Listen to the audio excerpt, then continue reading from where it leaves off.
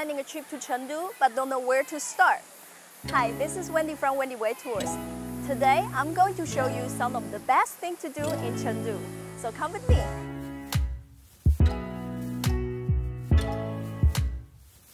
Without a doubt, the most popular destination in Chengdu is the giant panda breeding research base.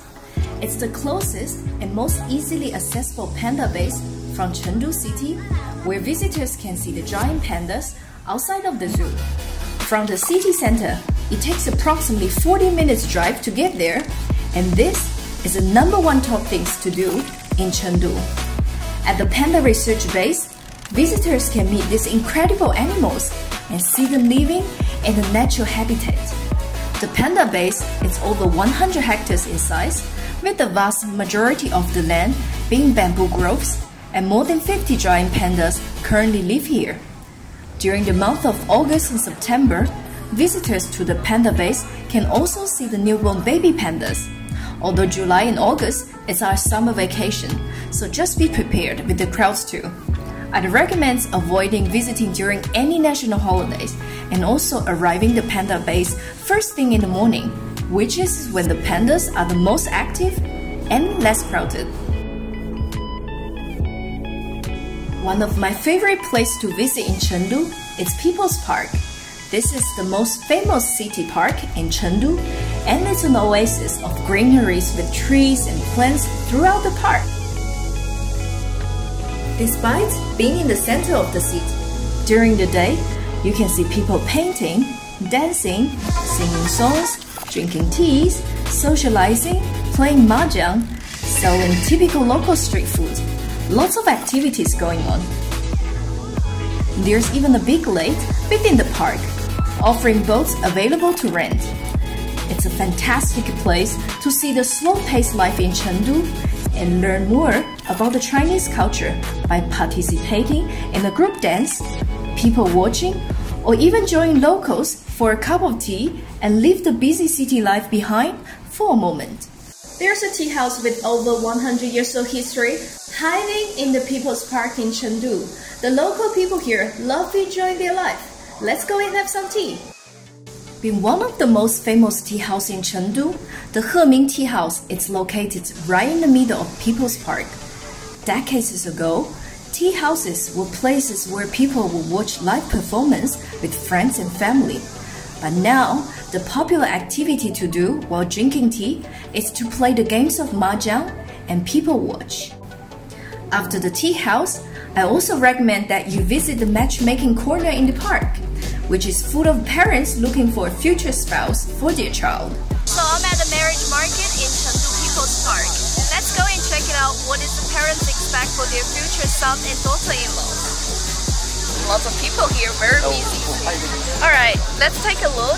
This paper, it says this guy, he was born in 1986 and then college degree and 177 centimeters and worked as a consultant in the company, and then only one son, and both parents retired with the house and cars.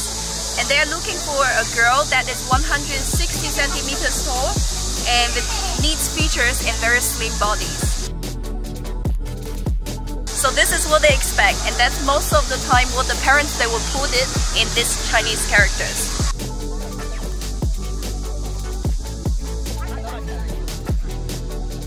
Alright, some of them they even put their children's pictures on the back so then all the parents can check to see which one is the one they like.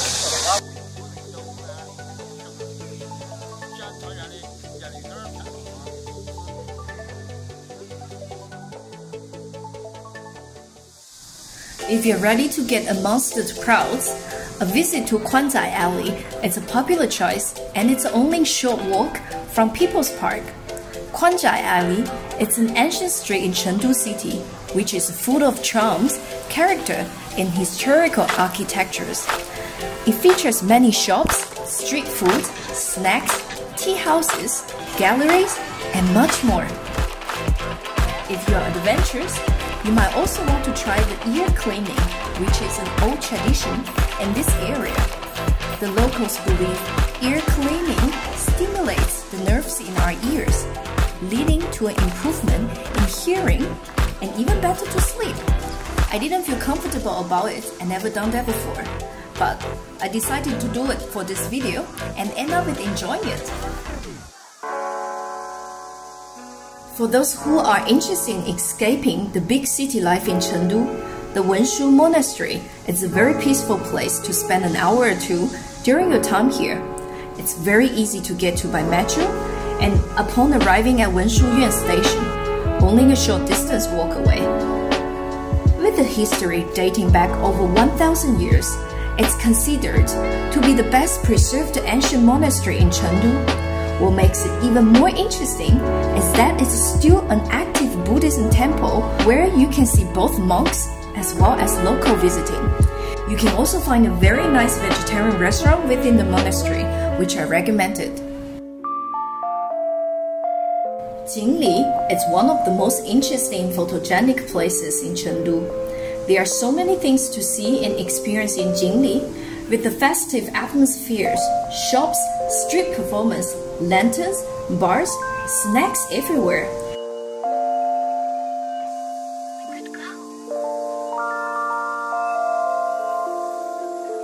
After exploring Jing Li pedestrian streets, it's also worth making a visit to the nearby Hotpot temple. This particular temple is dedicated to Zhuge Liang, the Chinese warlord from Three Kingdoms period, which dated from 220 to 280 AD. The temple is beautiful kept and surrounding gardens are well maintained. This offers a great place to stroll through, and it's a beautiful escape from the noisy city life. I particularly like walking through the parts where curvy ancient red walls match the green bamboo forest.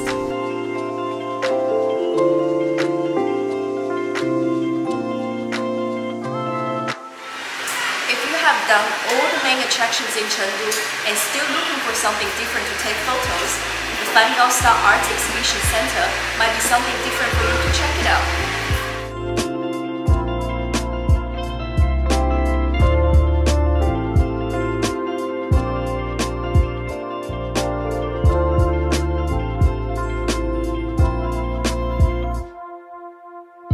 For those interested in exploring Chengdu and learn about the Chinese culture at night, I'd recommend watching the Sichuan Opera, which is one of China's oldest and most popular opera.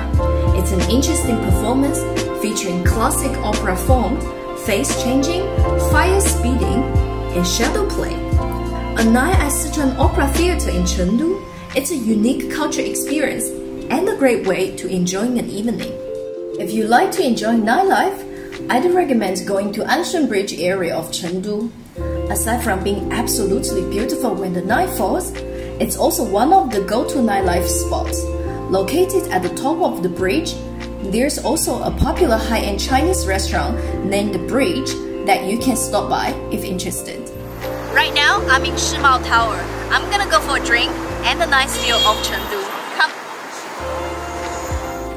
Located on the 48th floor of Lujia Hotel, the Hi-Fan House Bar is a hidden gem in the city that's popular among Chengdu locals.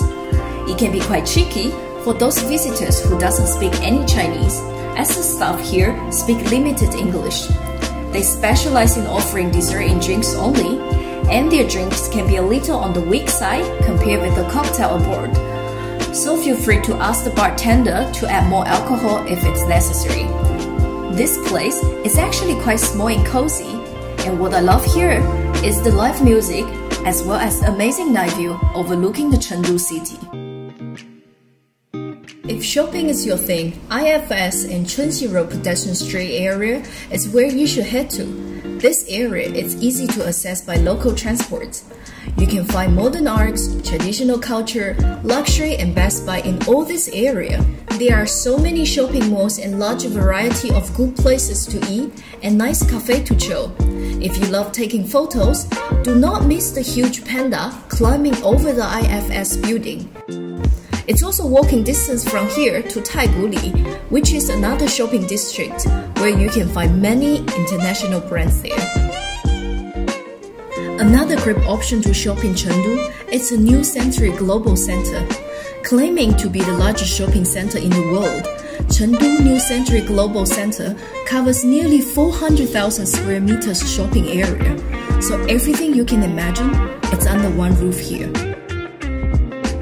Sichuan is known as the heavenly country in China due to its abundance of food and natural resources.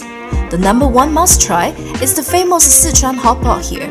As the name card of Chengdu eating culture, if you haven't tried the traditional Sichuan Hotpot, you haven't been to Chengdu. It involves a huge bowl of broth placing in the center of the table that's heated via flame.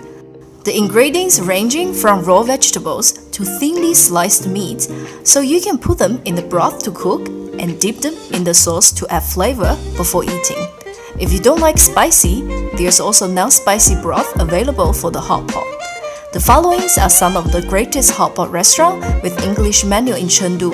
They are all chain restaurants, so feel free to ask the locals where is the closest one near your hotel. If you had enough hotpot already and prefer to have some other famous Sichuan dishes such as Kung Pao chicken or Mapo tofu, maybe you can stop by Qingsanzai restaurant, which is very popular in Chengdu. Right now I'm in Qingsanzai, which is close to Wuling Temple. Their menu has a huge selection of the food. Check this out. The staffs here speak basic English in the restaurant, so you don't need to worry about the language barrier. The food here is very yummy, and my favorite is their cold noodle dish. Generally speaking, the flavor of the food in Qingsanzai is different from the typical heavy and spicy flavors in the city. Another restaurant that I love is called the Ma Wangzi, which is located in Taiguli area. This is a restaurant with over 93 years of history that offers very authentic local food with reasonable price. You might want to make reservation in advance or reach the restaurant before 5 p.m. It's very popular and the line for dinner could be quite long in this restaurant. I've also listed other popular restaurants in Chengdu that you might be interested as follows.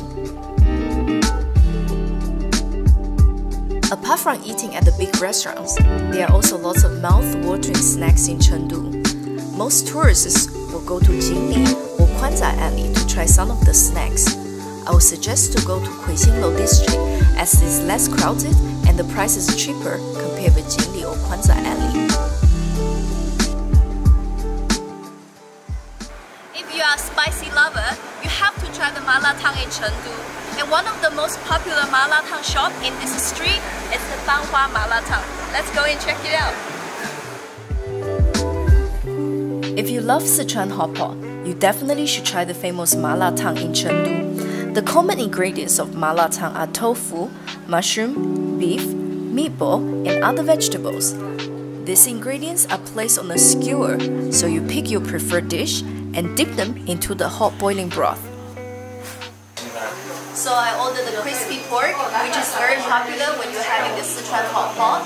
And for drink, I went with the plum juice. It's very sour and sweet, very refreshing. It's the best when you are having something spicy. And this is the malatang. What you need to do is just put them all into here. One of the very popular local snack in here is tangyou guozi. This is made by sticky rice, brown sugar, and sesame. It's very crispy outside and very nice inside, very sugary.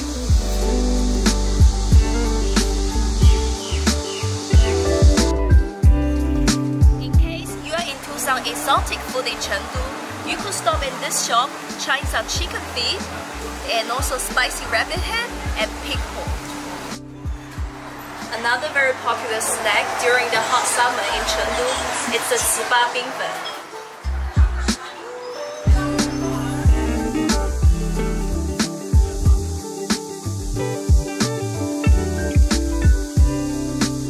What I have here now is another local snack in Chengdu which is very popular. It's kind of crispy pancake with stuffing inside. It could be pork or beef. You should have a try.